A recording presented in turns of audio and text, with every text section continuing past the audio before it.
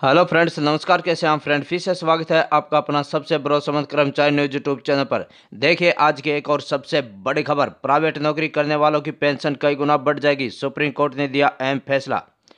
Court ने Kerala high court के फैसले का समर्थन करते हुए कर्मचारियों के रिटायरमेंट के अंतिम साल की सैलरी के आधार पर ही पेंशन देने का फैसला दिया है। आप यहाँ पे दे सकते हैं, ये न्यूज छपी है 2 अप्रैल 2019 को। और ये यहाँ पे हमारे न्यूज सुप्रीम कोर्ट द्वारा सोमवार को दिए गए एक फैसले से प्राइवेट सेक्टर में काम करने वाले लोगों को बड़ी राहत मिल सकती है। दरअसल कोर्ट ने प्राइवेट सेक्टर के कर्मचारियों को मिलने वाली पेंशन को पूरी तनख्वाह के आधार पर देने का आदेश दिया है, जिसे रिटायर्ड कर्मचारियों को अब कई गुना बढ़ी हुई पेंशन मिलेगी। साथ ही सुप्रीम कोर्ट ने ईपीएफओ की वह याचिका भी खारिज कर दी है, जिसमें कर्मचारियों की पेंशन की गणना नौकरी के अंतिम 5 सालों की औसत सैलरी के आधार पर करने की मांग की गई थी।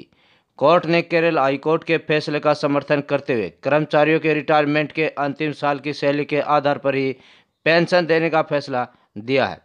अभी तक ईपीएफओ द्वारा अधिकतम 15,000 रुपये तक की सैलरी को आधार बनाते हुए, यहाँ समझे पूरा गणित। टाइम्स ऑफ इंडिया की एक खबर के अनुसार मौजूदा सिस्टम के मुताबिक कर्मचारी पेंशन योजना ईपीएस के तहत साल 1996 तक सिर्फ अधिकतम 6500 रुपये की सैलरी के आधार पर उसका 8.33% भाग पेंशन के रूप में दिया जाता था। साल 1996 में इसमें संशोधन किया गया और उसके बाद कर्मचारियों को अधिकतम 15,000 रुपये का 8.33% भाग पेंशन के रूप में दिया जाने लगा। लेकिन अब सुप्रीम कोर्ट द्वारा दिए गए फैसले के तहत पेंशन की गणना full salary basic DA retention bonus के आधार पर की जाएगी। खबर के अनुसार पेंशन की गणना कर्मचारी द्वारा नौकरी में बिताए गए कुल साल जमा टू 70 गुना अंतिम सैलरी के आधार पर होगी। इस तरह यदि किसी कर्मचारी की सैलरी 50,000 रुपये महीना है तो उसे अब हर माह करीब 25,000 रुपये पेंशन के रूप में मिलेंगे, जबकि पुराने सिस्टम के तहत यह पेंशन सिर्फ 5,180 रुपये होती थी। केरल हाईकोर्ट ने दिया था अहम फैसला। साल 2014 में ईपीएफओ द्वारा किए गए संशोधन के बाद कर्मचारी की पेंशन की गणना 6500 के बजाय 15,000 के आधार पर करने को मंजूरी दे दी थी।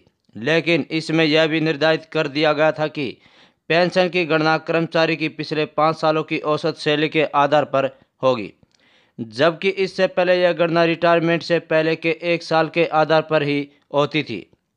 हालांकि इसके बाद मामला केरल हाईकोर्ट पहुंचा, जहां से केरल हाईकोर्ट ने अपने फैसले में फिर से पेंशन की गणना का आधार रिटायरमेंट से पहले के 1 साल को बना दिया और 5 साल वाली बाध्यता को खत्म कर दिया। इसके बाद यह मामला सुप्रीम कोर्ट पहुंचा, जहां अक्टूबर 2016 में दिए अपने फैसले में सुप्रीम कोर्ट ने कर्मचारियों की तनख्वाह के आधार पर पेंशन देने का फैसला दिया।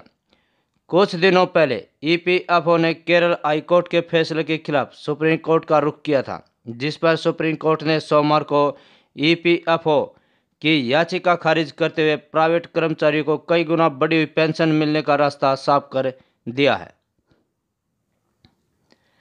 तो फ्रेंड्स, ये थी आज की हमारी वीडियो से संबंधित जानकारी आपको वालुब लगी तो हमारे चैनल को सब्सक्राइब करें और साथ में अपने फ्रेंड से शेयर जरूर करें, ताकि उनको भी जानकारी हो जाए हमारी इस बेहतरीन वीडियो के बारे में। फ्रेंड्स, कल फिर हाजिर रहूँगा ऐसी एक और दिलचस्प वीडियो के साथ। तब तक के लिए इजाज़त चाहूँगा। नमस्कार।